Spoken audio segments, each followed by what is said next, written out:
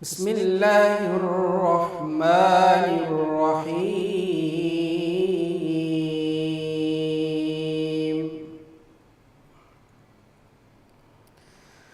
والتین والزیتون وطور سینین وهذا البلد الأمین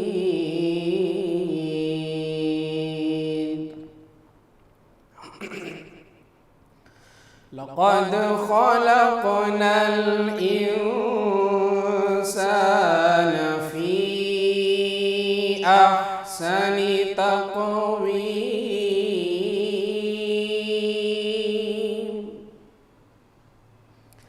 ثم رددناه أسفل سافلين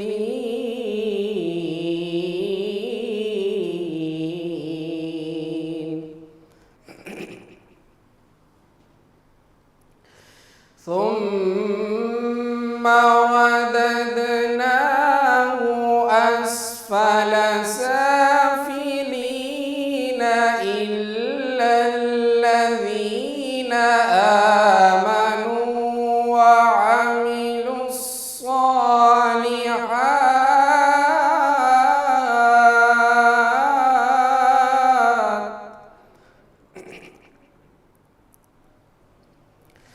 إلا الذين آمنوا وعملوا الصالحات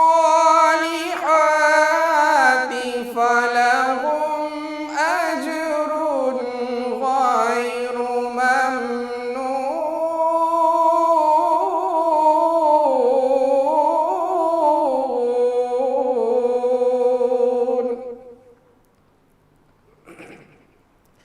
فما يكذبك بعد بالدين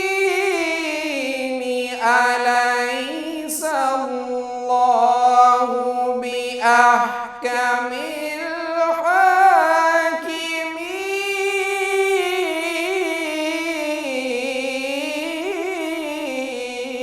الحاكمين أليس الله بأحكم الحاكمين صدق الله العظيم.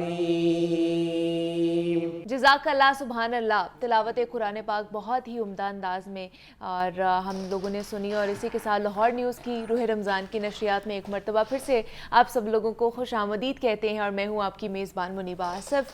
اور جناب امید کرتی ہوں کہ آپ لوگ اس وقت جہاں کہیں بھی ہوں گے خیریت سے ہوں گے، اور آپ کا رمضان کا جو مہینہ ہے وہ بھی خوش و خرم کے ساتھ گزرا ہوگا. اور آج ہم ایک ایسی برائی کے حوالے سے بات کرنے والے، ایک ایسے مسئلے کے حوالے سے بات کرنے والے ہیں جس کو آپ کہہ لیں کہ سماجی، معاشی اور معاشرتی مسئلہ بھی کہا جا سکتا ہے. ہم نے آج بات کرنی ہے وسوسوں کے حوالے سے کہ کیسے وسوسوں سے ہم محفوظ رہ سکتے ہیں. ویسے بھی اسلام نے وسوسوں سے منع فرمایا ہے، کیونکہ وسوسہ شیطان کی طرف سے پیدا ہوتا ہے اور ہمیں اس کے متعلق پریشان بھی نہیں ہونا چاہیے. وسوسہ کوئی بھی ایسا خیال یا بات ہے جو آپ کے ذہن میں آئے تو آپ کو اپنا بہت ہی برا محسوس ہو، جبکہ آپ حقیقت میں ایسی کوئی بات اپنے خیال تک میں نہیں لے کر آنا چاہتے ہیں. یہ اس لیے ہوتا ہے کہ اللہ تعالیٰ نے شیطان کو یہ اجازت دے رکھی ہے کہ وہ آپ کے دل میں بہت سے فضول وسوسے ڈال سکتا ہے. عموماً ایسے خیالات پر ہمارا ریاکشن بہت شدید ہوتا ہے اور ہم اندر ہی اندر کڑنا شروع کر دیتے ہیں، اور یہ ہماری سچویشن ہوتی ہے.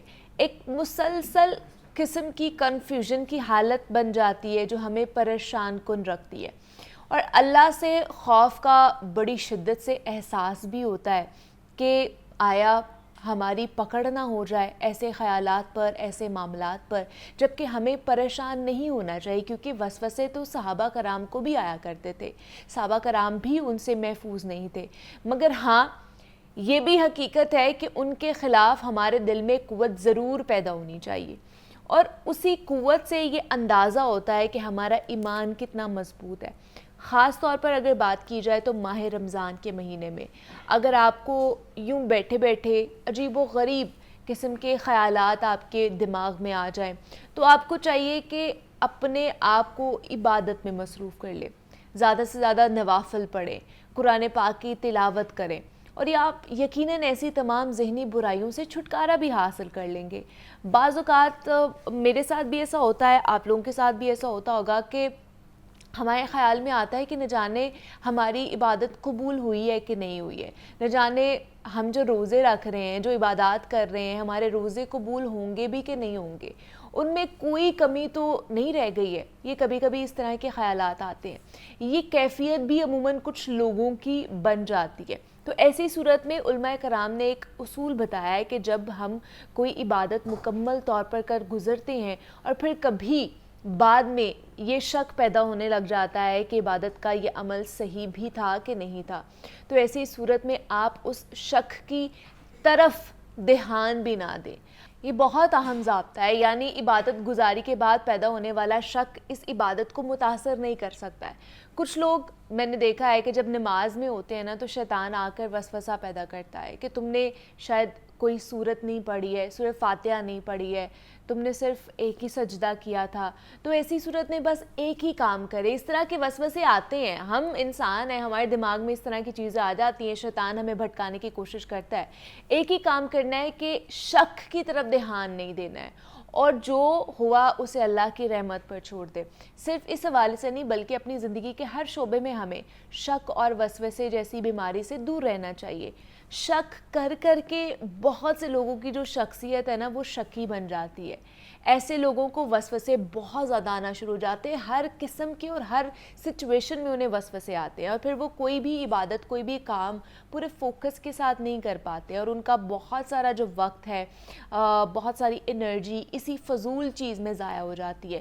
تو وسوسوں کا بہترین علاج کیا ہے کہ آپ کثرت سے اپنی عبادات کا جو ہے نا وہ خیال رکھیں، کثرت کے ساتھ ذکر الہی کریں، دعا کیا کریں، شیطان مردود سے اللہ کی پناہ مانگا کریں، اور پھر اس کے بعد ایسے وسوسوں کی جانب بالکل دھیان نہ دیں۔ اس لیے ایسے خیال دل میں آئے تو بالکل توجہ نہ دیں، نہ ہی ان کی روح میں بہیں۔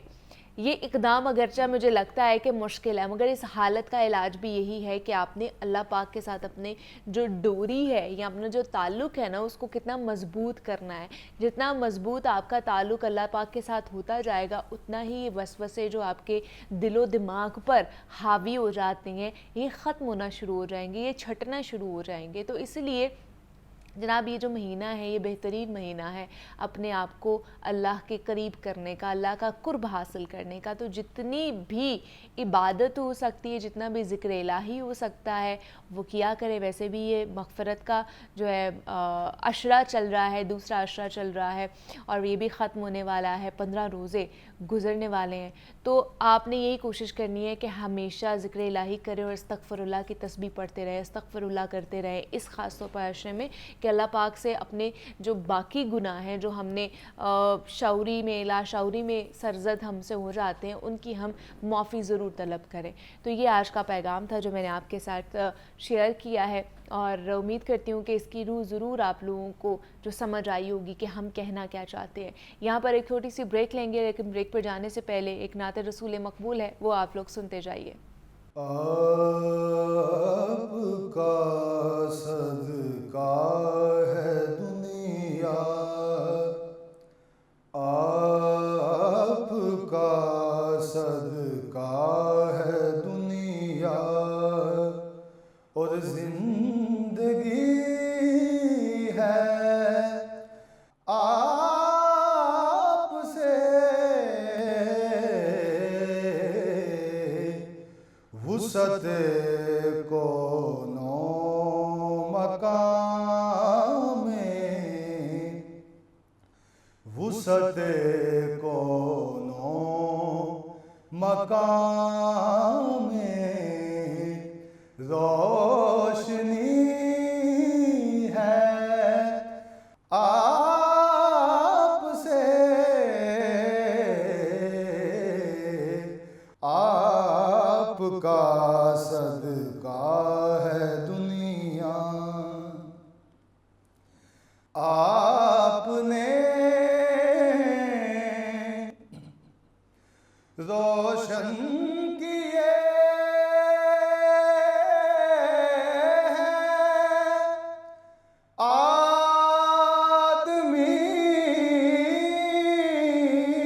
آدمیت کے چراغ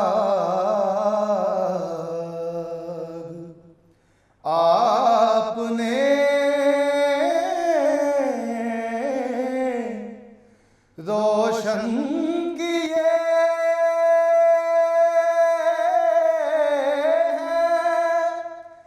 آدمیت کے چراغ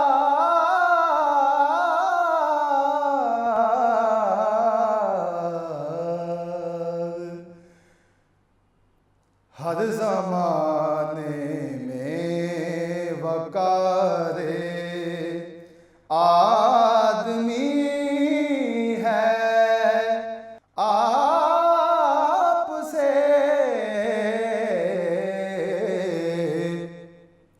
ہر زمانے میں وقار آدمی ہے آپ سے آپ کا صدقہ ہے دنیا جب ست ہے آپ سے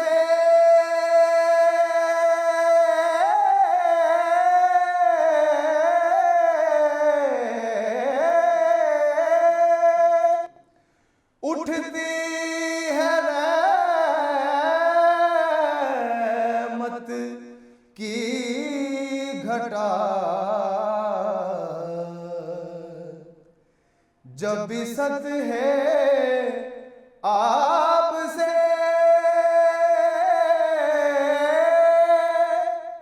اٹھتی ہے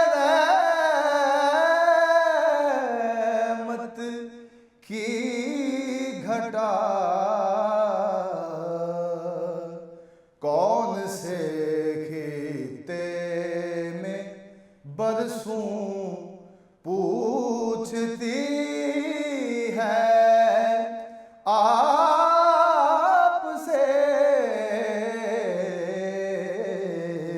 کون سے خطے میں برسوں پوچھتی ہے آپ سے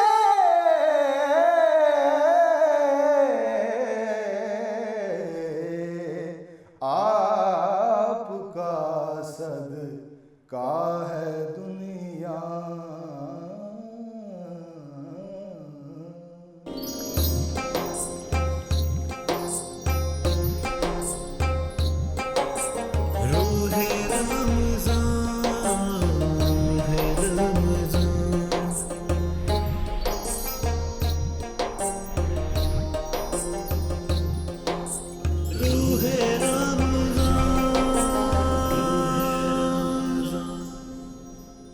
روح رمضان کی ٹرانسمیشن میں ایک مرتبہ پھر سے آپ سب لوگوں کو خوش آمدید کہتے ہیں. اور جناب اب ہم نے بات کرنی ہے کہ عوام اور اشرافیہ کے معاشرے میں ریاست کی ذمہ داریوں کو پورا کرنے کے لیے کچھ لوگ خود بھی میدان عمل میں اترتے ہیں اور معاشرے کے ان لوگوں کا سہارا بنتے ہیں جنہیں ان کے اپنے بوجھ سمجھ کر گھر سے نکال دیتے ہیں. یہ لوگ وہ ہوتے ہیں جن کے دل میں احساس حقیقی ریاست کی طرح ہوتی ہے اور ایسے افراد اس طبقے کے دکھوں اور مشکلات کا فوری مداوا بھی چاہتے ہیں. ہمارا معاشرہ اسی قسم کے بہت سے درد دل رکھنے والے باصلاحیت افراد اور اداروں سے مالا مال ہے. فاؤنٹین ہاؤس بھی انہی بہترین اداروں میں سے ایک ہے جو اپنی کوششوں میں مصروف عمل بھی ہے کہ معاشرے کے نظر انداز اور دھتکارے افراد کا خصوصی سہارا بنا جائے. یہ ادارہ کیسے کام کر رہا ہے جو ریاست کی بنیادی ذمہ داریوں میں شمار ہوتے ہیں. تو مزید جانیں گے فاؤنٹین ہاؤس کے میڈیکل سپرنٹینڈنٹ ہیں ڈاکٹر سید عمران مرتضیٰ صاحب سے اور انہیں خوش آمدید بھی کہتے ہیں اپنی ٹرانسمیشن میں. ڈاکٹر صاحب آپ کو خوش آمدید کہتے ہیں روئے رمضان کی ٹرانسمیشن میں. کیسے ہیں آپ؟ الحمدللہ ٹھیک. ڈاکٹر صاحب سب سے پہلے تو فاؤنٹین ہاؤس کے بارے میں بتائیے گا ہمیں, کب سے یہ ادارہ شروع ہوا اور کیسے اس نے کام کرنا شروع کیا؟ بسم اللہ الرحمن الرحیم. پہلے تو میں اللہ تعالیٰ کا شکر گزار ہوں کہ اس نے ایک اور زندگی اور صحت والا دن آپ سب کے ساتھ گزارنے کا مجھے موقع دیا, اور لاکھوں درود و سلام نبی پاک صلی اللہ علیہ وسلم کے ذات مبارک پہ. اور تھینک یو ویری مچ آپ کے اس پروگرام کا. آپ پہلے بھی اس طرح کے سینسیٹیو ایشوز پہ اور اس طرح کے کاموں پہ بات کرتے رہتے ہیں. جی جی, تو آپ کے چینل کا شکر گزار ہوں میں. دیکھیے بنیادی طور پہ فاؤنٹین ہاؤس سائیکیٹری کے امراض میں مبتلا لوگوں کی مدد اور ان کی ٹریٹمنٹ کی ریہیبلیٹیشن کرنے کا ادارہ ہے. تو اس وقت کیونکہ سائیکیٹری کے امراض دنیا میں بہت تیزی سے پھیل رہے ہیں, اور اس وقت کہتے یہ ہے کہ 25% آف دی پاپولیشن پوری دنیا کی, یعنی اگر 8 ارب کی آبادی ہے تو 2 ارب لوگ جو ہیں وہ سائیکیٹری کے امراض سے کہیں نہ کہیں جوجھ رہے ہیں. اور اگر پاکستان کی آبادی 25 کروڑ ہے, جو آپ کو بھی پتہ ہے اور مجھے بھی کہ یہ ٹھیک سینسز نہیں ہے, تو بھی چلیں اس کو مان لیتے ہیں, تو بھی 7 کروڑ لوگ پاکستان میں. اور لیکن پھر بھی اوپر سے المیہ یہ ہے ڈاکٹر صاحب کہ ہم اس کو مانتے ہی نہیں ہیں کہ یہ بیماری ہے بھی ہے. اچھا, یہ اتنی سیریس نہیں لیتے ہیں ہم ان چیزوں کو. بڑی خوبصورت بات آپ نے کہی, اور میں اس کو سیکنڈ بھی کروں گا اور اس کے کچھ ایویڈنس بھی آپ کو دوں گا. دیکھیے دنیا میں ہر بیماری کے لیے لوگ ڈاکٹرز کے پاس جاتے ہیں, اور لوگ جو ہیں اگر ان کی فیملی میں کوئی بیمار ہے تو وہ اس کی ہیلپ کرتے ہیں, اور لوگ مشورے دیتے ہیں کہ بھئی وہ ڈاکٹر بڑا اچھا ہے, وہ ہاسپٹل بڑا اچھا ہے, وہاں جائیں اور لوگ ہیلپ کرائیں. یہ وہ بیماری ہے کہ جس کے بارے میں ہم بات نہیں کرنا چاہتے. تو جس مسئلے کے بارے میں جب آپ بات نہیں کرتے ہیں تو وہ مسئلے کا حل کیسے نکلے گا؟ اچھا بھئی دماغ کی بیماری تو صرف اس کو ہو سکتی ہے جس کے پاس دماغ ہو, اور تو کوئی کیا بات ہے, کوئی اس کا وہ نہیں ہے. جس طرح سے دل کی بیماری اسی کو ہوتی ہے, کوئی دل ہے, ہاتھ کی بیماری اس کو ہاتھ ہے, تو شرط ایک ہی ہے, اور وہ شرط یہ ہے کہ دماغ کا ہونا اس بیماری کا. اب ہم ہیں تو پرون بھی ہیں, بیماریاں بھی ہوتی ہیں, لیکن ڈسکس نہیں کرتے. دیٹس وائی جب بیماری اور پیشنٹ ہمارے پاس آتا ہے تو وہ اس کنڈیشن میں لایا جاتا ہے زنجیر سے باندھ کے, جسم کو جلا ہوا, اور طلاق ہونے کے بعد بیٹی کو آنا, یا امتحان میں فیل ہو جانا, یا خودکشی کی ٹرائی کرنے کے بعد لے کے آنا. یہ صرف اس صورت میں ہوتا ہے کہ ہم سنتے نہیں ہیں.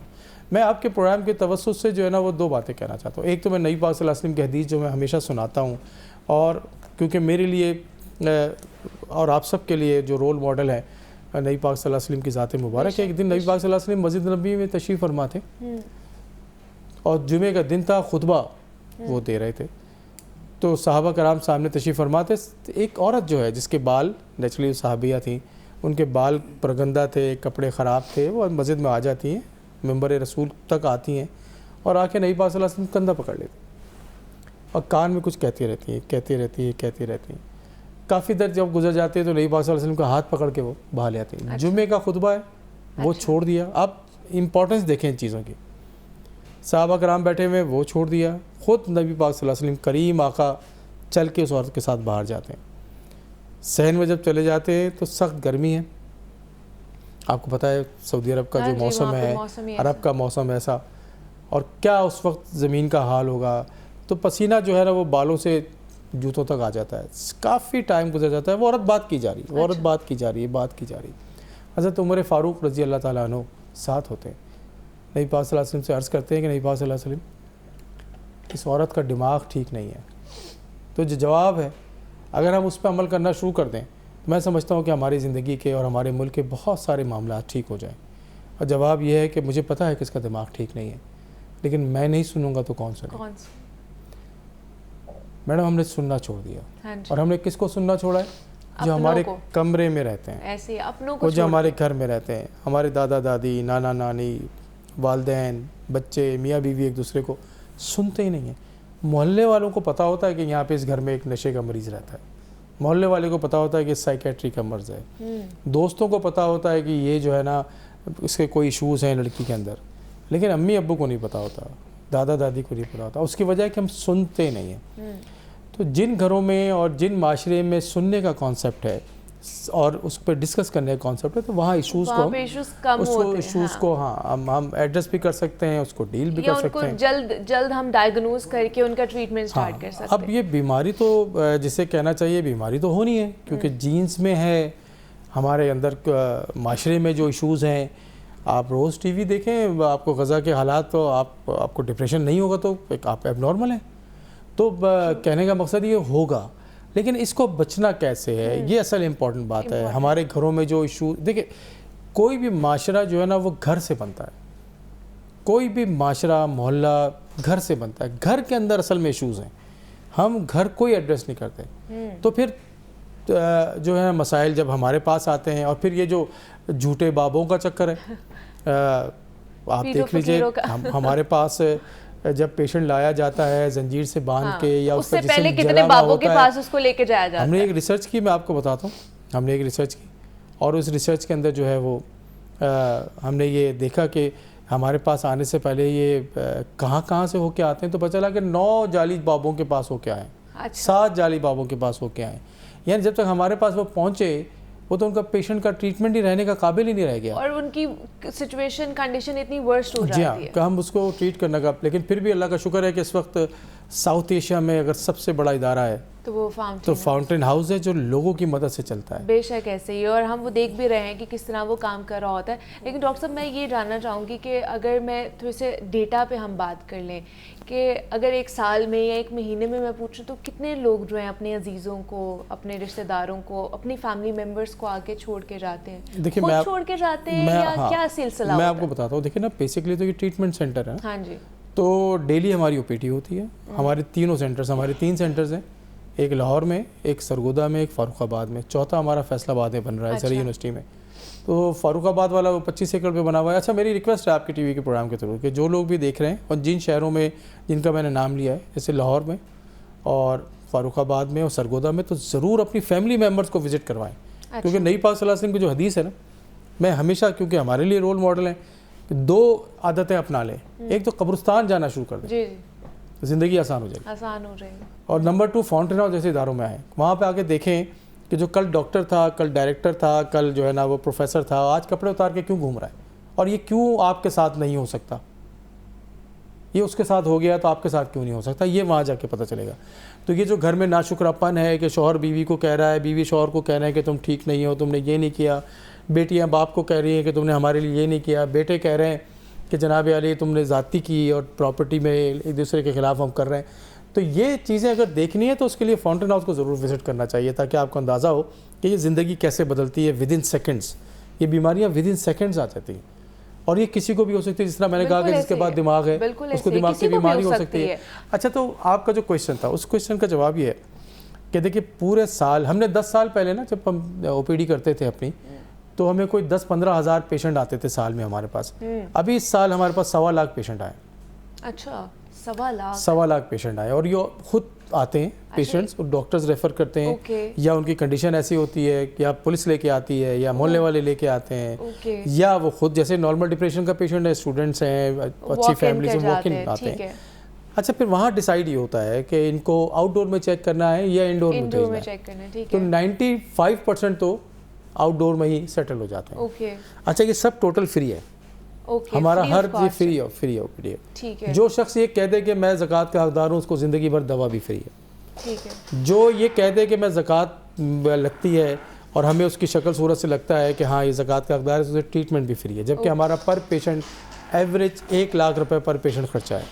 لیکن یہ اچھا بڑی خوبصورت قوم ہے ہماری، میں آپ کو بتاؤں، ہم اس کو انڈر اسٹیمیٹ کرتے ہیں. یہ وہ قوم ہے کہ جو ایک طرف تو اپنی ماں کو فاؤنٹین ہاؤس چھوڑتی ہے اور ایڈریس چینج کر لیتی ہے، اور ایک طرف دوسرا ہے کہ جو اسی ماں کو اڈاپٹ بھی کرتا ہے، وہ آ کے اس کی فیس بھی دیتا ہے، اس کے لیے کھانا بھی لے کے آتا ہے، اس کے لیے کپڑے بھی لے کے آتا ہے. ایک طرف دوسرا بھی ہے. یہ زیادہ ہیں پاکستانی میں جو لوگ ہیں، کیونکہ جو ہمارا بجٹ ہے وہ سارا اللہ کا شکر ہے بجٹ پورا ہو رہا ہوتا ہے. لیکن جس طرح مہنگائی ہے اور جس نمبر میں نے آپ کو بتایا کہ 10,000 پیشنٹ تھے اور اب 1.25 لاکھ پیشنٹ ہیں. اب ہم 700 پیشنٹ کو جو ہے نا وہ انڈور ٹریٹ کر رہے ہوتے ہیں مسلسل. تو 1 لاکھ روپے تو پر پیشنٹ ہمارا خرچہ ہے مہینے کا. ہمارے باس ڈاکٹر امجد ثاقب صاحب جو اخوت کے بھی چیئرمین ہیں، ایک اسٹینڈنگ آرڈر ہے کہ عمران مرتضیٰ تمہیں ایڈمٹ ہو جانا پڑ جائے تو غلاف کیسا ہونا چاہیے. چادر کیسی ہونی چاہیے اور کھانا تم کیسا چاہتے ہو تو وہ کھانا دینا ہے. وہی سارا تو کچھ دینا ہے. بے شک. ہم حیران ہوں کہ ہم لوگ چیریٹی پہ کام کرتے ہیں. چیریٹی پہ تو عموماً لوگ پرانے کپڑے دیتے ہیں نا, ہاں پھٹے ہوئے جوتے دیتے ہیں, اور بکرا بھی صدقے کا ویسے دیتے ہیں کہ جو چلتے چلتے گر جاتا ہے اور ہم سمجھتے ہیں بکرا دے رہے ہیں, وہ دیتے ہیں. ہمارے پاس اسٹینڈنگ آرڈر ہمیں ہے کہ میٹرو کے علاوہ کہیں سے سامان نہیں خریدنا. اچھا تو ہمارا کوئی سامان میٹرو کے علاوہ کہیں سے نہیں آتا. ٹھیک ہے. ہر بدھ والے دن اگر لاہور میں ہے تو شاہپور کانجرا ایک منڈی ہے جہاں پہ گائے بکرے ملتے ہیں, ہم وہاں سے گائے بکرا خریدتے ہیں. ٹھیک ہے. فاروق آباد کے لیے الگ آتی ہے ہماری چاول گندم. ہمارے اپنا جو فاؤنٹین ہاؤس فاروق آباد ہے 25 ایکڑ پہ بنا ہوا ہے, وہاں کی گندم چاول ہماری اپنی چکی ہے. آپ کے اور میرے گھر پہ جو ہے نا وہ روز کا مینیو تو وہ ہے کہ جو ڈیسائیڈ ایک کمیٹی کرتی ہے جو جس میں مریض شامل ہیں. اچھا مریضوں کو میں آپ کو مزے کی بات بتاؤں, ہم ممبر کہتے ہیں. اچھا ممبرز ہی ہیں, ہمارے فیملی ممبرز ہی ہوتے ہیں. دیکھیں امجد ثاقب صاحب جو ہے نا وہ ایگزیکٹو ممبر ہے, ایک بورڈ ممبر ہے, میں اسٹاف ممبر ہوں, اور جو مریض وہاں پہ ایڈمٹ ہے وہ ممبر ہے. تو ایک ہی صف میں کھڑے ہو گئے محمود اور ایاز. اچھا یہ وہ رویہ ہے کہ جو آپ کی بیماریوں کو کم کر سکتا ہے. یہ آپ معاشرے میں کر لیں, اپنے آفس میں دیکھ لیں کہ جہاں پہ اگر آپ ایکولیٹی کی بات کرتے ہیں, آپ عزت دیتے ہیں ایک دوسرے کو, وہاں پہ ذہنی امراض کم ہوتے ہیں. مینٹلی ایگزیکٹلی مینٹلی ڈپریشن یہ ساری چیزیں کم ہوتی ہیں. ٹرو. آپ اس روڈ پہ کھڑے ہو کے دیکھ لیں ذرا جا کے ہمارے ملک کا کیا حال ہے. اب اس روڈ سے پتہ چل جائے گا ابھی آپ ہم کیا ہیں. ہاں جی. یہاں بیٹھ کے بہت اچھی میں باتیں کر رہا ہوں, لیکن روڈ پہ کھڑے ہو کے دیکھ لیں کیا ہے.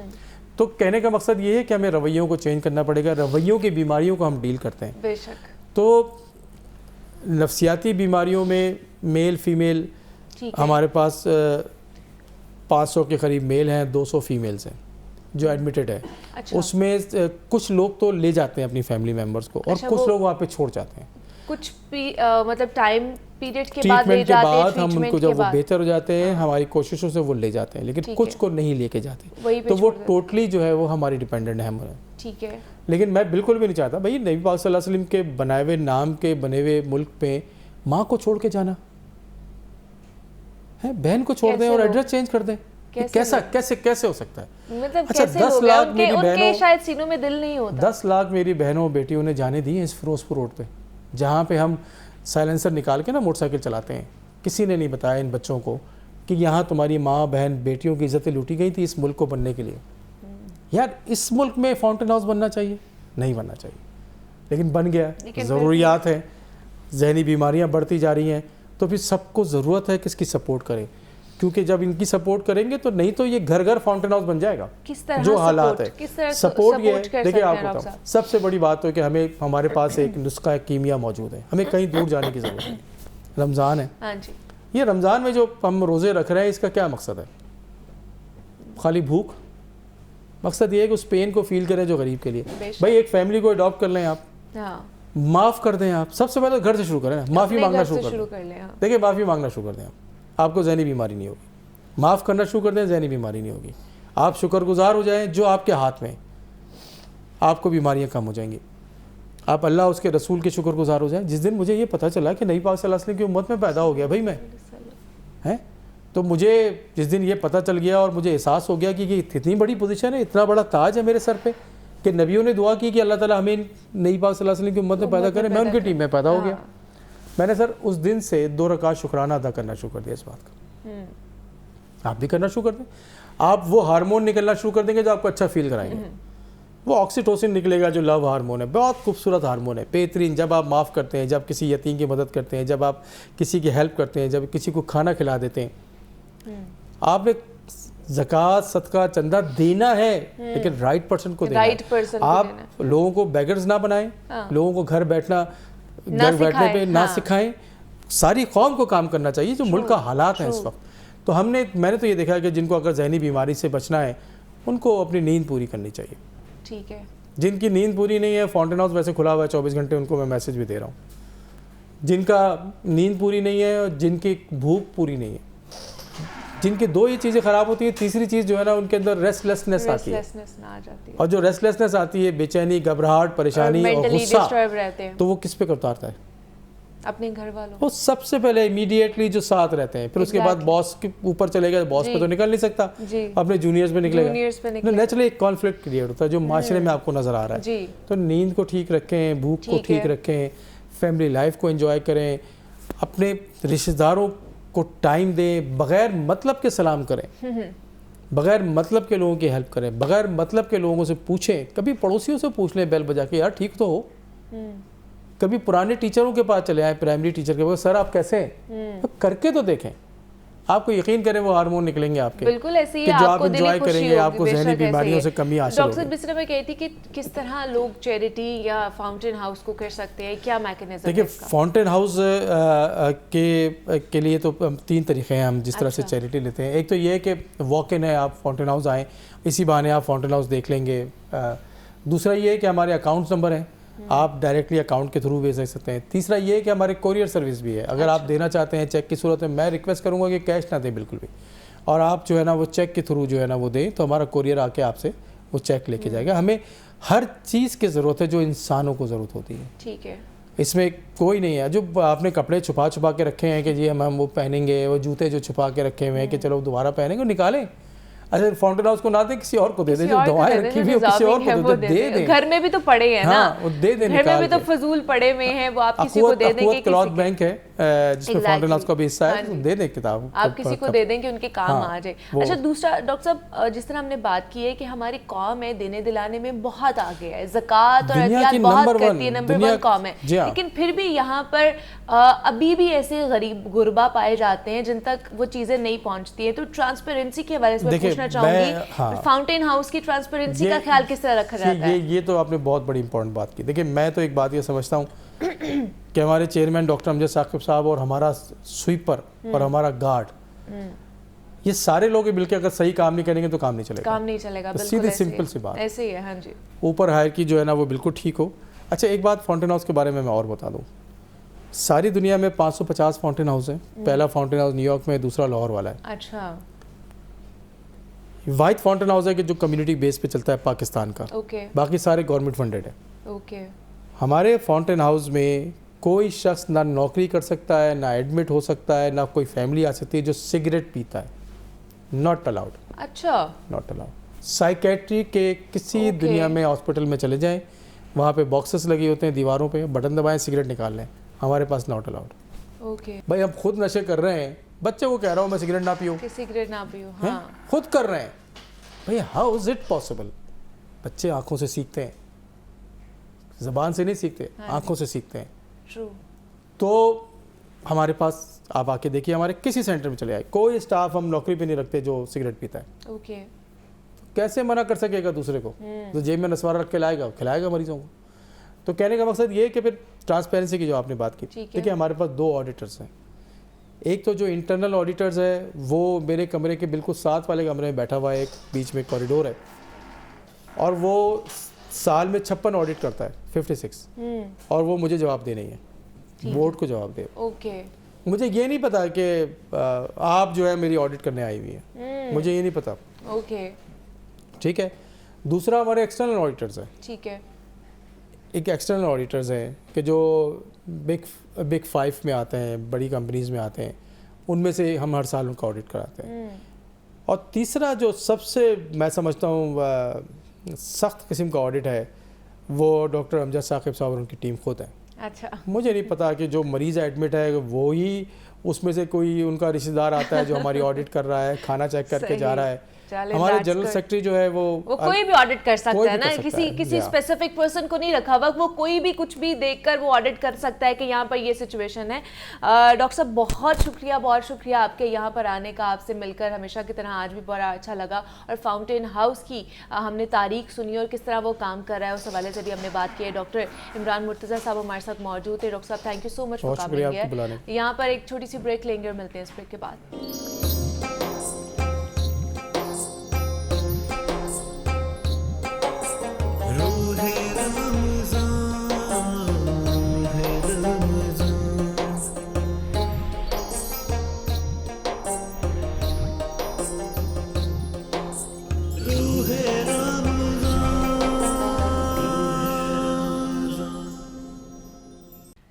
رمضان کی ٹرانسمیشن میں ایک مرتبہ پھر سے آپ سب لوگوں کو خوش آمدید کہتے ہیں، اور اب ہم نے آپ کو بڑے ہی خاص مہمان سے آپ کی ملاقات کرانی ہے۔ ہمارے ساتھ خالد محمود رسول صاحب موجود ہیں، جن کی خدمات صحافتی میدان میں تو ہیں ہی ہیں، اور اکثر انہیں ہم مختلف ٹی وی شوز میں بھی اپنا نقطہ نظر پیش کرتے ہوئے دیکھتے ہیں، اور وہی یہ سماجی خدمات میں بھی ہمیشہ پیش بھی رہتے ہیں۔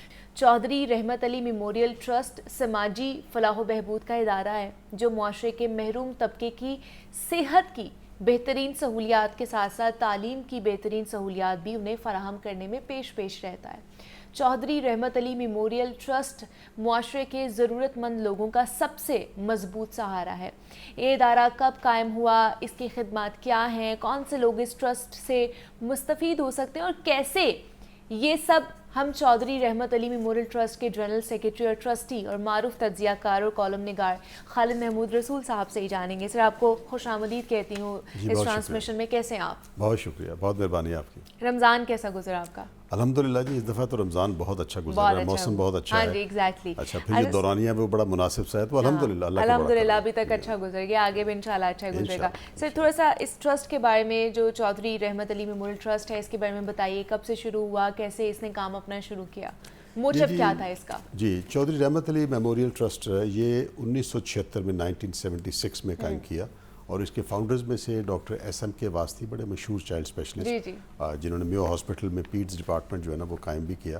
اتفاق سے ان کے مراسم اور تعلقات تھے چودھری رحمت علی صاحب سے۔ اچھا، ان سے ان کا ایک تعلق بھی تھا اور ایک دوستانہ بھی تھا۔ تو چودھری رحمت علی ہماری تحریک آزادی کا ایک بہت بڑا کردار ہے، پاکستان کا نام انہوں نے تجویز کیا۔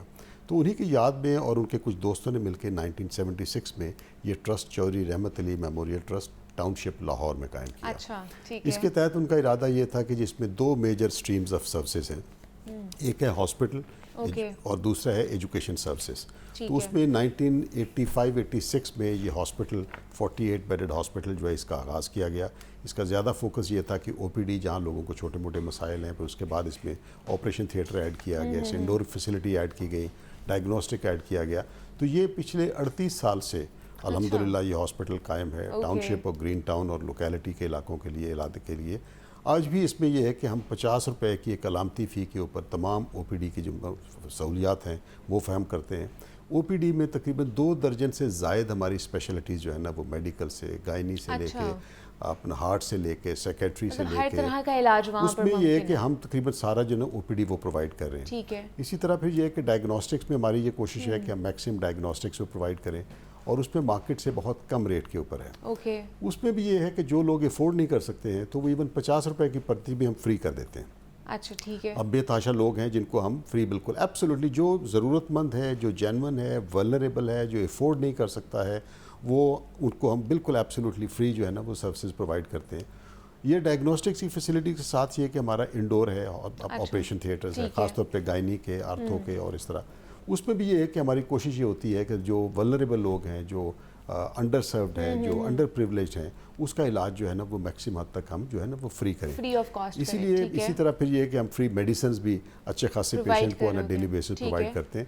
ہم شریعہ کمپلائنٹ بھی ہیں، اور اس کے علاوہ بھی جو ہمارے ڈونیشنز وغیرہ آتے ہیں، تو ہمارا جو اکاؤنٹنگ کا طریقہ کار ہے وہ بڑا ٹرانسپیرنٹ ہے، اور ہم نے پچھلے 2 سال سے یہ کیا ہے کہ ہم جو اسٹیٹ بینک کے پینل پہ ٹاپ 15 آڈیٹرز ہیں، انہی میں سے ایک کو پک کیا ہے جو کہ پچھلے ہمارے 2 سال سے آڈٹ کے اکاؤنٹس کو، اور وہ ہم اپنی ویب سائٹ پہ بھی ڈالتے ہیں۔ تو ہماری کوشش یہ ہے کہ جو ہم اس وقت کام کر رہے ہیں، کچھ ہمارے جو اپنے انٹرنل وسائل ہیں، پلس جو ہمیں سول سوسائٹی کی طرف سے ڈونیشن یا زکوٰۃ کی شکل میں آتے ہیں، وہ سارے کا سارا ہم مریضوں کی بہبود کے اوپر ہی خرچ کر رہے ہیں۔ اور دوسرا پھر ہمارا جو اپنا ہے ایجوکیشن کا، اس پہ ہمارے اوورال 5 ادارے ہیں جی۔ ایک تو ہمارا یہ ہاسپٹل کا ادارہ ہو گیا، 3 ہمارے ایجوکیشنل انسٹیٹیوشنس ہیں۔ ایک ہمارا گرلز بوائز ہائی اسکول ہے جو 1992 میں شروع ہوا، اس کے بعد گرلز ہائی اسکول ہے جو 94 میں شروع ہوا۔ ماشاءاللہ پرپز بلڈ کیمپسز ہیں، ہیوج لش گرین، اور مطلب ایک نعمت ہے کہ لاہور میں رہتے ہوئے سارے لاہور میں ٹاؤن شپ میں۔ تیسرا پھر ہمارا ایک جونیئر اسکول ہے جو ارلی لرننگ اسکول ایئر کے لیے ہے، وہ ہے، یہ ہمارا چوتھا ادارہ ہے ہاسپٹل کے بعد۔ اس کے علاوہ ایک دارالعلوم ہے جس میں ایک ریزیڈنشل مدرسہ ہے، مسجد ہے، اور بچے جو ہے نا وہ اس میں تقریباً 60 سے زیادہ بچے وہیں مقیم بھی ہیں، اور اس کے علاوہ علاقے کے لوگوں کو ہم ناظرہ، حفظ کی تجوید اور درس نظامی پڑھایا جاتا ہے۔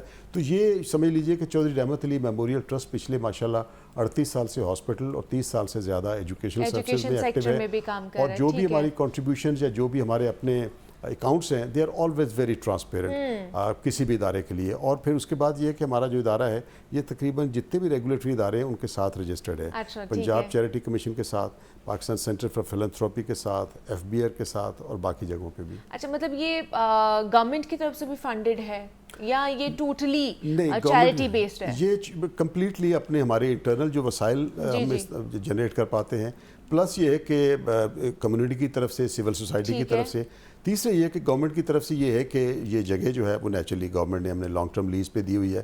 اس کے علاوہ زکوٰۃ اور عشر ڈپارٹمنٹ جو ہے وہ ایک نومینل سی اماؤنٹ ہے، کہ بہت بڑی اماؤنٹ نہیں ہے، وہ بھی سالانہ ہمیں دیتا ہے۔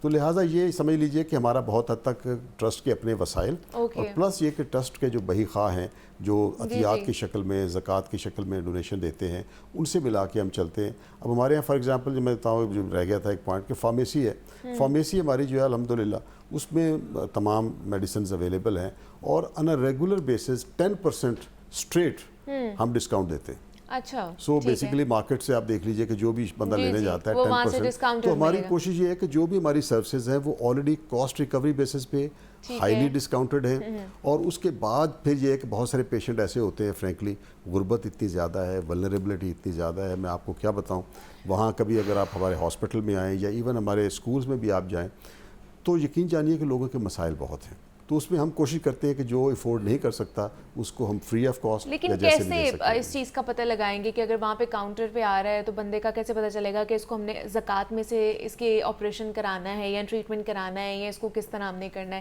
یہ کس طرح آپ نے میکانزم رکھا ہوا ہے؟ دیکھیں جی، یہ ریسیپشن کے اوپر بیسیکلی ہمارے کچھ کاؤنٹرز ہیں، اور وہ جو ہمارے اس وقت وہاں بچے یا بچیاں بیٹھے ہوئے ہیں وہ ان کے پاس ایک مطلب پرفارم میں بنے ہوئے ہیں، وہ ایک فلٹریشن پروسیس ہے۔ فلٹریشن پروسیس، پہلی بات تو یہ ہے کہ ہمارے ہاں مہنگا علاج اس طرح کام کرتے ہی نہیں ہے۔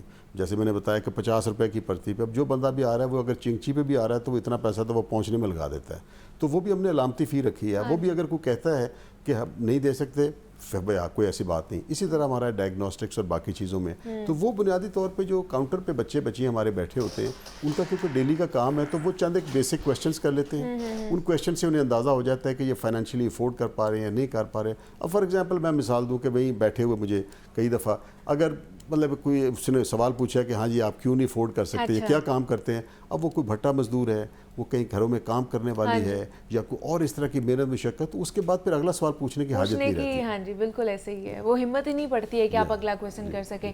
تو دوسرا سر، ایجوکیشن کا، ایجوکیشن سیکٹر میں بھی ہے یہ ٹرسٹ، دوسرا ہاسپٹل بھی ہے، مدرسے بھی بنائے ہوئے ہیں، اور یہ بھی فارمیسی بھی ہے۔ آگے لانگ ٹرم پلان کیا سوچا ہوا ہے آپ لوگوں نے اس حوالے سے؟ کچھ اور بھی اس کو کیا لارجر اسکیل پہ لے کر جانا چاہ رہے ہیں، لاہور کے علاوہ بھی باقی جگہوں پر، باقی سٹیز میں اس کو، کہ نہیں؟ اس میں جی دو طرح کے پلانز ہمارے۔ پہلا تو یہ ہے کہ ہم ان اداروں میں اپنی جتنی اس کو کیپیسٹی کو انہینس کرنا چاہ رہے ہیں، اس کی اپگریڈیشن کرنا چاہ رہے ہیں، اس کی کوالٹی کو امپروو کرنا چاہ رہے ہیں، اور اسی میں ہم کرنا چاہ رہے ہیں کہ جتنا میکسم لوگوں تک ہم پہنچ پائیں۔ فار ایگزامپل اس وقت ہمارے ہاسپٹل میں approximately on any given day working days میں 1000 سے زیادہ پیشنٹ جو ہے نا وہ آتے ہیں۔ ہماری پوری کوشش یہ ہے کہ ہم اس وقت آلریڈی کچھ پلانز پہ لگے ہوئے ہیں کہ ہم اپنا یہ پیشنٹ کا فٹ فال جو ہے وہ مزید 50% جو ہے نا وہ اس سال کے آخر تک امپروو کر پائیں۔ اس کے لیے نیچرلی انویسٹمنٹ چاہیے، کیپٹل انویسٹمنٹ چاہیے، تو وہ ہے۔ دوسرا اسی طرح ہمارے ایجوکیشن سائڈ پہ بھی ہم ایک تو کوالٹیٹیولی امپروو کرنے کی کوشش کر رہے ہیں، کچھ کیپیسٹی ایڈ کرنے کی کوشش کر رہے ہیں کہ اس وقت ہمارے پاس 2500 کے لگ بھگ بچے جو ہے نا وہ پڑھتے ہیں، تو ہماری کوشش یہ ہے کہ اگلے 3 سالوں میں ہم اس کیپیسٹی کو 5000 تک لے جا سکیں۔ اسی طرح ہاسپٹل کی ہماری کوشش ہے کہ ہم اس کو کم از کم 100 بیڈڈ ہاسپٹل اگلے 2 سے 3 سال میں لے جا سکیں، اور او پی ڈی اور باقی سب چیزوں کو ملا کے اپنے اس کا نمبر جو ہے نا، ابھی تقریباً ہم نے 2.5 لاکھ پیشنٹ پر اینم جو ہے، per month per annum sorry, اس کو ہم کر رہے ہیں۔ تو ایک تو پلان یہ ہے کہ ود ان دی جو ہماری باؤنڈری ہے اسی میں کر لیں۔ دوسرا پھر یہ ہے کہ اسی جو ہماری ہے اس خدمات کے دائرے کو ہم باہر لے کے جائیں، وسعت دیں اس میں، تو اس پہ ہم we are working on it کہ ہم کوئی ریموٹ میں ٹیلی میڈیسنس کا ایک سلسلہ جو ہے نا وہ شروع کرنا چاہ رہے ہیں۔ اسی طرح جو ہمارا ایجوکیشن کا ماڈل ہے اس کو آگے لے کے جانا چاہ رہے ہیں۔ ایک پھر ہمارا اور سیکشن ہے جی اسپیشل ایجوکیشن کا۔ ہمارے ہاں جن فیملی میں اسپیشل بچے ہوتے ہیں، بڑا انہیں مسائل کا شکار کرنا پڑتا ہے، تو ہم نے ایک اور ادارہ ہے لاہور میں ان کے ساتھ مل کے آلریڈی ہمارے تقریباً کوئی 20 بچوں کا ایک سیکشن ہے, اس کو ہم فل فلیجڈ ایک پورا ایک اسٹریم آف سروسز کے طور پہ جو ہے نا وہ انہینس کرنا چاہ رہے ہیں. تو یہ footprints within the organisation, اور اگلے 2 سے 3 سالوں میں ہم اس کو پاکستان کی حد تک یا چند بڑے شہروں میں چند ایک سروسز کو لے کے جانا چاہ رہے ہیں. سر یہ تو ہم نے بات کر لی ہے کہ کس طرح ٹرانسپیرنسی رکھی جاتی ہے, خاص طور پر اگر پیشنٹس آتے ہیں, تو اس ٹرسٹ کی ٹرانسپیرنسی کے لیے کتنا آپ لوگ جدوجہد کرتے ہیں, اس کے اوپر غور و فکر کرتے ہیں کہ اگر ہم کوئی چیریٹی بھیج رہے ہیں یا باقی چیزیں ہیں, اگر ہم آ کے دیکھنا چاہتے ہیں کہ ہماری چیریٹی ڈیزرونگ لوگوں کے اوپر لگی ہے یا نہیں لگی ہے, تو ایک ٹرانسپیرنسی ہمارے پاس ہو. بہت عمدہ سوال ہے آپ کا, کیونکہ زیادہ تر ڈونرز جو ہے انہیں بہت زیادہ کنسرن ہوتے ہیں. کنسرن ہوتا ہے کہ جو ہم نے جو پیسہ کیا, فار ایگزامپل کوئی اکوپمنٹ خریدنے کے لیے کیا, یا پیشنٹس ویلفیئر کے لیے کیا, یا بچوں کی بہبود کے لیے, یا سارا کچھ اس سلسلے میں جی first of all we always encourage کہ جو بھی ہمارے ڈونرز ہیں وہ اگر وقت نکال سکیں وہ ہمارے پاس تشریف لائیں, ان اناؤنس تشریف لائیں. ٹھیک ہے. ہمارے اسکولز میں بھی اور ہمارے ہاسپٹلز میں بھی آئیں, نمبر 1. نمبر 2 یہ ہے کہ ہمارے جو اپنے اکاؤنٹنگ جس طرح میں نے بتایا کہ ایبسولوٹلی ٹرانسپیرنٹ ہے, اور اس میں اکوپمنٹ کی پرچیز ہے یا ہماری جتنے بھی وسائل ہمارے اپنے جنریٹ ہوتے ہیں, یا زکوٰۃ, صدقات, عطیات کی شکل میں جو بھی ہمیں ریسیو ہوتا ہے, اس کی ہماری منتھلی پورے اکاؤنٹس بنتے ہیں اور اس کے بعد بورڈ میں بھی جاتے ہیں. تو ایبسولوٹلی اس کا ٹریک رکھا جاتا ہے, اس کا حساب رکھا جاتا ہے, اور وہ پھر یہ کہ اپنے گورنمنٹ کو سبمٹ بھی کیے جاتے ہیں. تو اس لحاظ سے ہماری پوری کوشش ہوتی ہے کہ جو یہ ہے, دیکھیں یہ بہت بڑی ذمہ داری ہے, خاص طور پہ زکوٰۃ. بے شک ایسے ہی ہے. زکوٰۃ کے سلسلے میں آپ ایک بہت بھاری ذمہ داری عائد ہوتی ہے بطور مسلمان. آپ کو یہ یاد رکھنا ہے کہ آپ نے ایک ایک پیسے کا حساب دینا ہے. تو خاص طور پہ زکوٰۃ کے لیے ہم نے شریعہ ایڈوائزری جو ہے وہ ایک کمپنی سے معاہدہ کیا. انہوں نے کم از کم 3 مہینے ہمارے بندوں کو ٹرین کیا, ہمیں پریپیئر کیا, ہمارے پروسیسز کو وضع کیا, ہمارے فارمز کو وضع کیا, اور اس کے بعد پھر ہم پہ لازم ہے کہ ہم ایک ایک پیسہ یا ایک ایک پیشنٹ جس کو خرچ کر رہے ہیں اس کا پورا ہمیں حساب رکھنا ہے. اور اس کے بعد یہ کہ مہینے کے بعد جو ہے نا وہ اس کا پورا ایک ہمیں حساب ایک الگ بنتا ہے, ایک ہمارے ٹرسٹ کا بنتا ہے, پھر اس کا بنتا ہے. اسی طرح جو باقی ہمارے عطیات ہیں ان کو بھی ہم ٹرانسپیرنٹ طریقے سے ریکارڈ کرتے ہیں. ہم انکریج کریں گے کہ ہمارے ڈونرز جو ہیں وہ ہمارے پاس آئیں, تشریف لائیں. سینگ از بلیونگ والی بات ہے, دے آر ویلکم.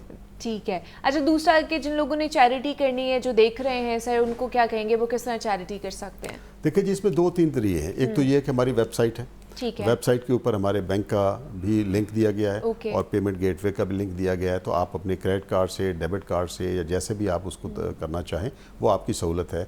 اسی طرح یہ ہے کہ ہمارے بینک کا لنک جو ہے نا ویب سائٹ کے اوپر دیا گیا ہے. اس کے علاوہ یہ ہے کہ ہماری اپنا جو اشتہارات ہیں یا مختلف جگہوں پہ ہیں اس پہ بھی پوری تفصیل دے رہے ہیں. ہمارے سوشل پیجز جو ہیں اس پہ بھی پوری فیس بک ہے, یوٹیوب ہے, ہر جگہ وہ تفصیل دے رہے ہیں. تو اٹس ویری سمپل کہ ہمارے کسی بھی اس لنک کے اوپر جائیے اور آپ جتنی رقم دینا چاہ رہے ہیں, نمبر 1. نمبر 2 یہ کہ فار ایگزامپل اگر وہ نہیں کرنا چاہتے, آپ ہمارے نمبرز دیے ہوئے اسی ویب سائٹ کے اوپر کال دیم اپ, ہمارا لڑکا جو ہے ہماری طرف سے آ جائے گا اور وہ پک اپ کر لے گا. چلو جی, تھینک یو سو مچ سر, بہت شکریہ آپ کا کہ آپ یہاں پر آئے. آپ نے موقع دیا چوہدری رحمت علی میموریل ٹرسٹ کے تعارف کا. بہت بہت شکریہ. لاہور نیوز کا بہت بہت شکریہ. تھینک یو سو مچ. اور میں تو چاہوں گی کہ جناب جو بھی لوگ ہیں جو استطاعت رکھتے ہیں وہ اس طرح کے اداروں کی تعاون بھی ان سے کرے اور ان کی مدد بھی ضرور کرے, اپنے جو پسے ہوئے طبقہ ہے اس کو اٹھانے کے حوالے سے, اس کو موٹیویٹ کرنے کے حوالے سے. تو یہاں پر ایک چھوٹی سی بریک لیتے ہیں اور ملتے ہیں اس بریک کے بعد.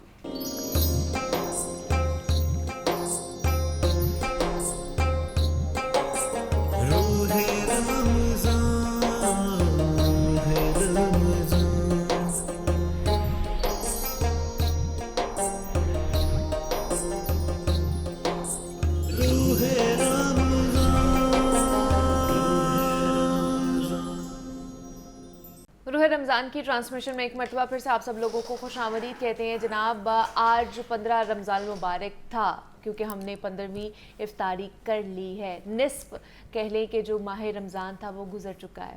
آج اپنے مستقبل سے ملنے کا دن ہے. روزانہ افطاری پر آپ کی اپنے بیٹوں بیٹیوں یا پوتوں پوتیوں سے ملاقات ضرور ہوتی ہوگی. کسی دن بیٹی کے ساتھ نواسے نواسیاں بھی روزہ کھولنے آ جاتے ہوں گے گھر میں. لیکن آج کچھ ہٹ کر کریں. آج ہمیں ان لاکھوں بچوں کو یاد کرنا چاہیے جن میں سے کسی کے ماں باپ نہیں ہیں یا کوئی باپ کی شفقت سے محروم ہے. پاکستان میں ایسے معصوم 45 لاکھ سے زائد جنہوں نے کم عمری میں اپنے باپ سے محرومی کا دکھ جھیلا ہے. شاید یتیمی کے قرب سے آشنا تھے میاں محمد بخش صاحب, جب ہی کہا انہوں نے کہ باپ سرادہ تاج محمد تے ماواں ٹھنڈیاں چھاواں. اور مجھے لگتا ہے کہ خوش قسمت ہیں کہ آپ اور میں اگر ہمارے ماں باپ حیات ہیں. خیر آج ہم اس دن کی مناسبت سے بھی بات کریں گے کہ پاکستان سمیت دنیا بھر میں مختلف اداروں کی کوششوں کے نتیجے میں 15 رمضان المبارک کو یوم یتامہ کے طور پر منایا جاتا ہے. اقوام متحدہ کے اداروں کے مطابق دنیا بھر میں 15 کروڑ سے زیادہ یتیم بچے اور بچیاں ہیں. ان میں سے 1 کروڑ 30 لاکھ ایسے بچے ہیں جو ماں باپ یعنی دونوں کی شفقت سے محروم ہیں، اور 15 کروڑ میں سے 6 کروڑ یتیم بچے صرف ایشیائی ملکوں میں موجود ہیں. اور دین رحمت نے جہاں زندگی کے ہر شعبے سے تعلق رکھنے والوں سے شفقت کا اظہار کیا ہے، ان کے حقوق بیان فرمائے ہیں، وہی یتیموں کے ساتھ بھی حسن سلوک کی خاص تلقین کی گئی ہے. حضرت ابو ہریرہ رضی اللہ عنہ کی روایت ہے کہ رسول پاک صلی اللہ علیہ وآلہ وسلم نے فرمایا کہ میں اور یتیم کی کفالت کرنے والا، خواہ وہ یتیم اس کا رشتہ دار ہو یا پھر غیر، جنت میں ایسے ہوں گے جیسے یہ 2 انگلیاں.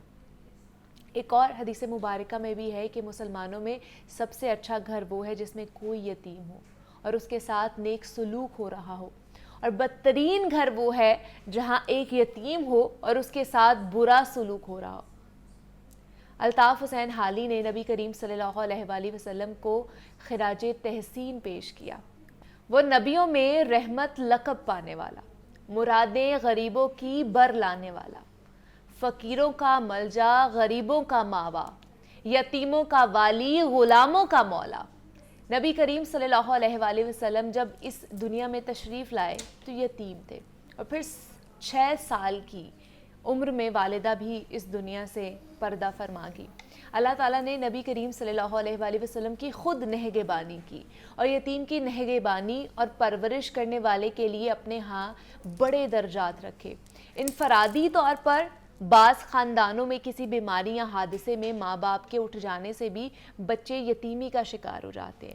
بحیثیت مسلمان ہمارا کامل یقین ہے کہ یتیم کی کفالت اللہ کی شکر گزاری اور روز قیامت نبی کریم صلی اللہ علیہ وآلہ وسلم کی رفاقت کے لیے بہترین عبادت کی حیثیت رکھتا ہے.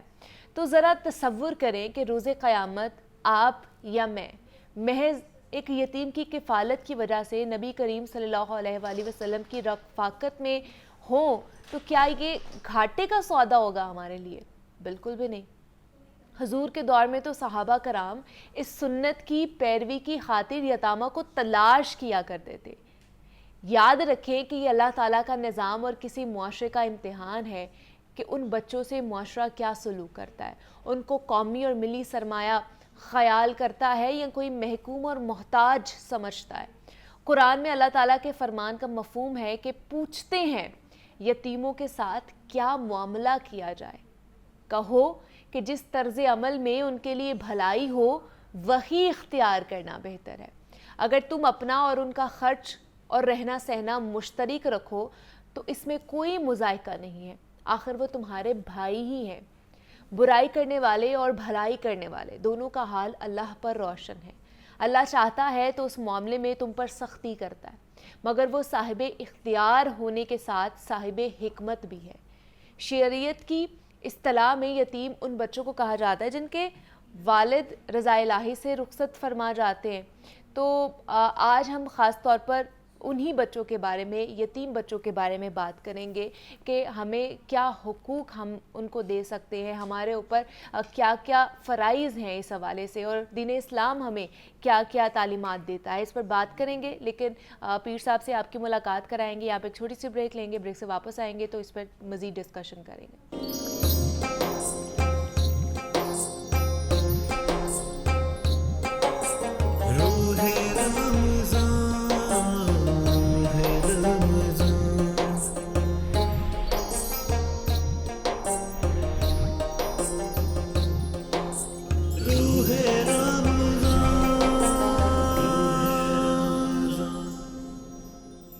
रमज़ान की नशियात में एक मरतबा फिर से आप सब लोगों को खुशामदीद कहती है।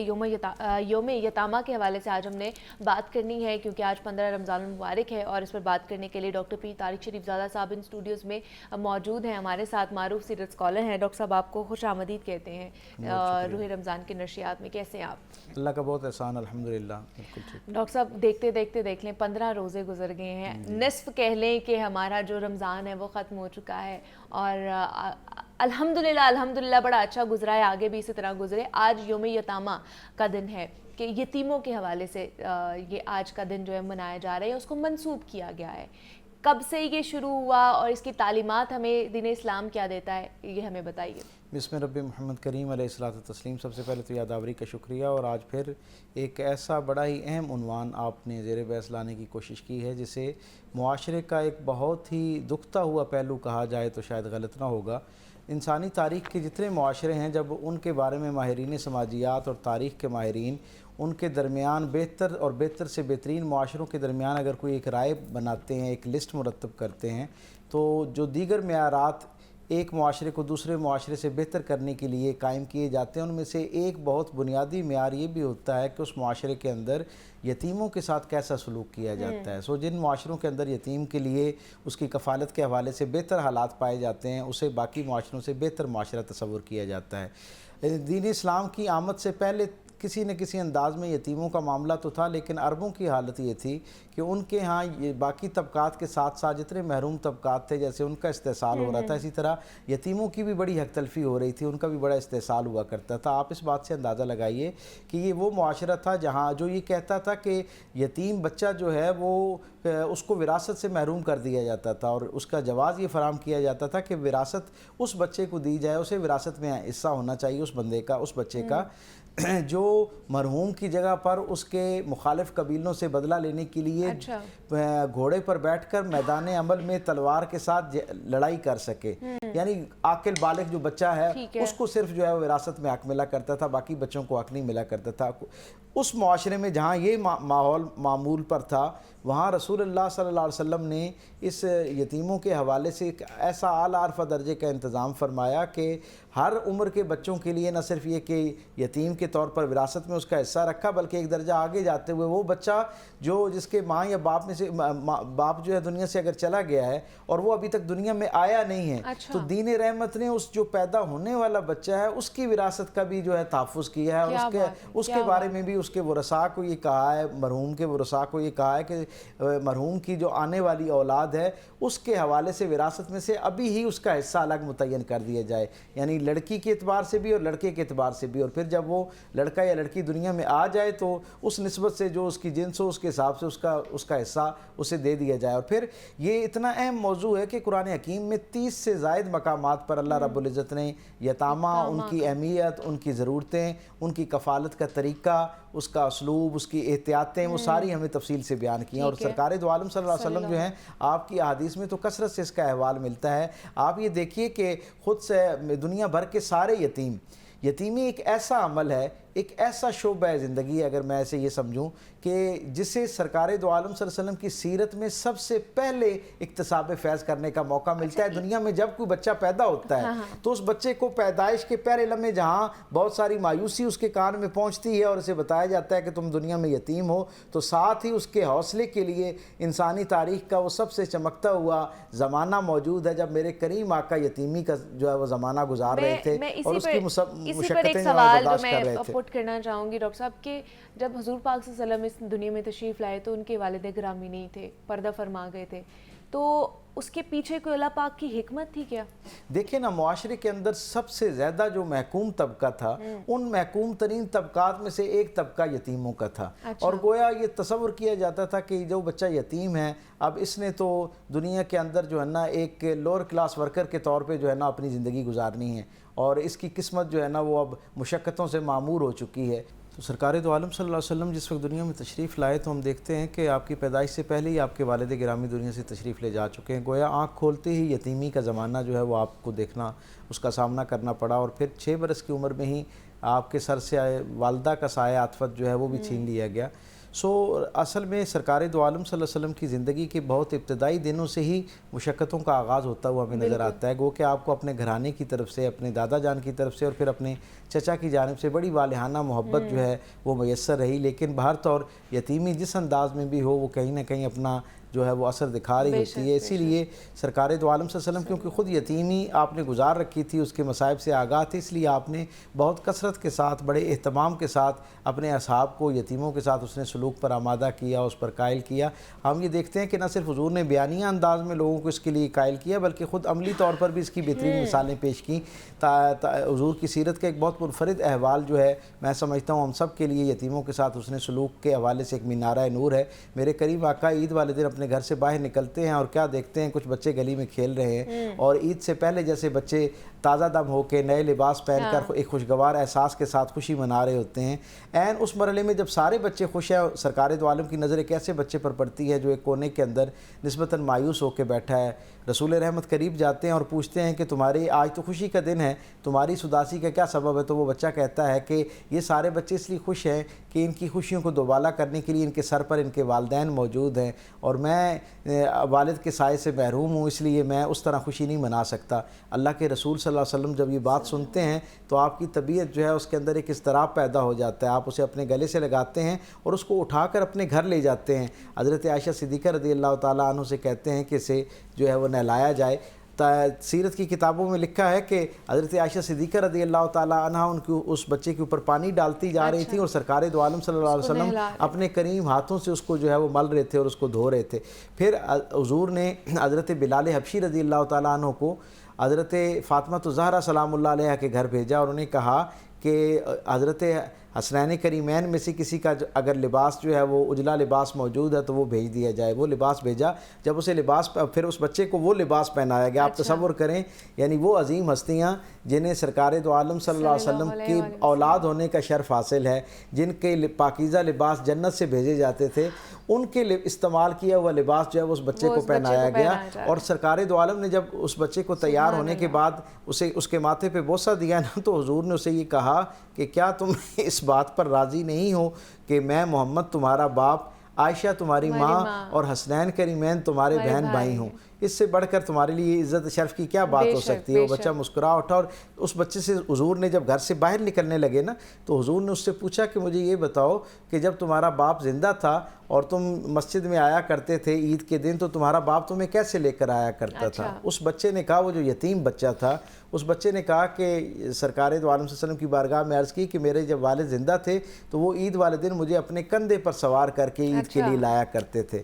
میرے کریم آقا نے یہ بات سنی اور حضور بیٹھ گئے اور اسے کہا کہ تم میرے کندھوں پر سوار ہو. اور پھر سارے اصحاب نے وہ لافانی منظر دیکھا کہ مدینے کا وہ ایک یتیم بچہ کائنات کے سردار سرکار دو عالم صلی اللہ علیہ وسلم ختمی مرتبت کے پاکیزہ کاندھوں کے اوپر سواری کرتا ہوا مسجد کے اندر آ رہا ہے. تو اس نسبت سے ہمیں حضور کی زندگی میں بہت سارے اور متعدد احوال ایسے ملتے ہیں جہاں پر حضور یتیموں کے ساتھ شفقت کرتے ہوئے نظر آتے ہیں. حضور نے فرمایا جس حضور سفر کے لیے نکل رہے تھے اور مختلف اصحاب کی صفیں ترتیب دے رہے تھے تو حضرت ابو ذر غفاری نے کسی دوسرے صحابی کو بہت کرخت لہجے میں پکارا.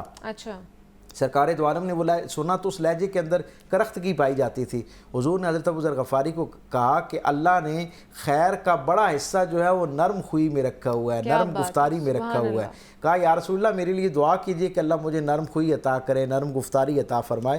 تو حضور نے اس موقع پر وہ معروف حدیث جس کا اکثر ایک حصہ سننے میں ہمیں آتا ہے، حضور نے فرمایا کہ تم کثرت کے ساتھ یتیم بچے کے سروں پر دست شفقت رکھا کرو، ہاتھ رکھا کرو، اس کی برکت سے اللہ تمہارے دلوں کو نرمی عطا کرتا ہے.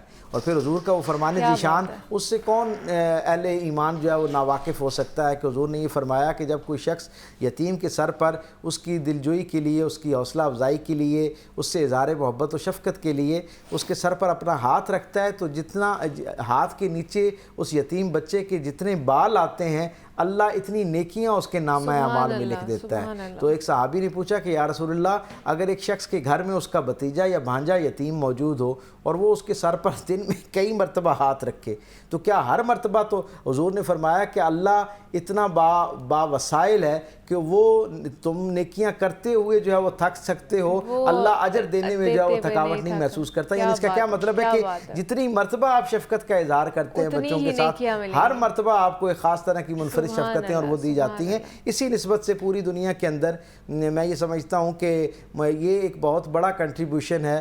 ترکش جو وہاں کے اسکالرز ہیں انہوں نے اس کے اوپر موٹیویٹ کیا اپنی گورنمنٹ کو، اور پھر انہوں نے OIC کی کیئر آف دنیا بھر کو اس کی طرف توجہ دلائی. اور 15 رمضان جو ہے یہ 2013 کے اندر، 2008 سے اس پر کمپین شروع ہوئی تھی اور 2013 میں بالآخر پھر اسے باضابطہ طور پر یوم یتامہ قرار دیا گیا. اور اب بحمدی تعالیٰ اس برس تو ہم تک یہ خوشگوار خبریں پہنچی کہ نہ صرف یہ کہ مسلمان ممالک کے اندر یوم یتامہ کو یتیموں کے لیے ڈے کے طور پہ منایا گیا، بلکہ غیر مسلم ممالک کے اندر بھی اس دفعہ کوئی تقریباً 18 کے قریب ایسے ممالک ہیں جہاں پر انٹرنیشنل آرفن ڈے کے طور پر اس کو منایا گیا اور انہوں نے بھی کیا. تو یہ خیر کا سلسلہ کامیابی ہے ہم لوگوں کے لیے بھی اور ان لوگوں کے لیے بھی. حالانکہ یہ ایک بات، اس بات سے، اس حقیقت سے انکار نہیں کیا جا سکتا کہ اسلام میں تو ہر دن ہی یوم یتامہ ہے، لیکن بین الاقوامی دنیا کے اندر جب ہم کوئی دن مخصوص کرتے ہیں تو اس کا فائدہ یہ ہوتا ہے کہ اس تیز رفتار زندگی کے اندر جب لوگ اپنے چیلنجز کو ایڈریس کرتے ہوئے